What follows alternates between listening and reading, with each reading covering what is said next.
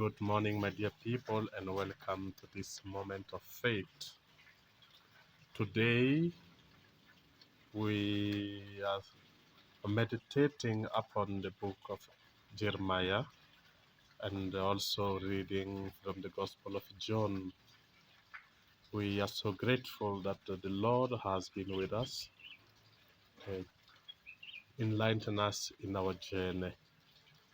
And what we can grasp from today's reading is that we hear the first of the so-called confession of Jeremiah, which are like pieces of light that allows us to glimpse the prophet's inner journey through the personal repercussion of his mission.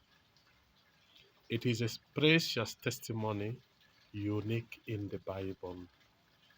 By God's will, Jeremiah discovers that his countrymen had set a trap to snatch him from their midst.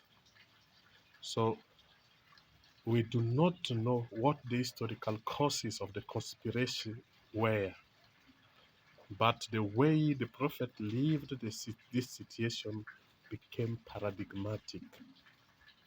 As innocent victim, he compares himself to a lamb brought to the slaughter. This is an image already present in the Old Testament, present in the fourth song of the suffering servant of Yahweh that we find in Isaiah 53, verses 7, and widely used in the New Testament to describe the suffering Messiah who in silence atones for the sins of the world. John 1:29. Therefore, martyred in body and spirit, the prophet dares to ask God for vengeance on his enemies. Also, Jeremiah is an Old Testament man who follows the law of Talion, contrary to Jesus, who will be the true innocent, dies leaving not only himself but also his adversaries and executioners in the hands of the Father so that they may be forgiven. From this far end, Jeremiah is a figure and Jesus is a reality.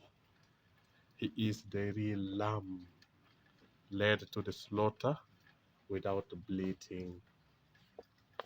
Another aspect of our liturgy of today is that John shows us the crowd that surrounds Jesus and asks about his identity and makes guesses. Adding to that, we have the Lord's authoritative word that fascinates the very guards sent to arrest him. What we do out matters. But there are two weighty arguments here with the opposite meaning. Jesus came from Galilee. Jesus comes from Galilee, and the scripture says that the Messiah would be born in Bethlehem. Jesus comes from Galilee, and the scripture says that the Messiah would be born in Bethlehem. Even more, the leaders of the people and the Pharisees do not believe in him. How can the common people have a different opinion? As leaders, let us not behave as the leaders of that time, but to portray a true message, the true reality of the Jesus to the people. Those leaders, it's not because they did not know, but they, as holders of power and wisdom, they looked at the situation with sarcasm and contempt because They fear losing their prestige. Let us not, on the name of our prestige, deny Jesus. It is only Nicodemus who dares to invoke the law that does not condemn anyone without first being heard. And this should be our attitude. And we all know the result of that is that he too is labeled. He too is labeled ignorant. And that is what happens to us, what happens in our daily life, what happens in our world.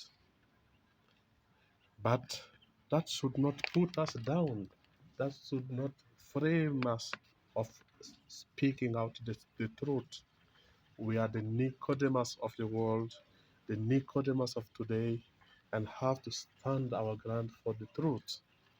That is why John abruptly ends the narrative in verses 53, leaving some with a greater desire to know Jesus and others more determined to refuse him.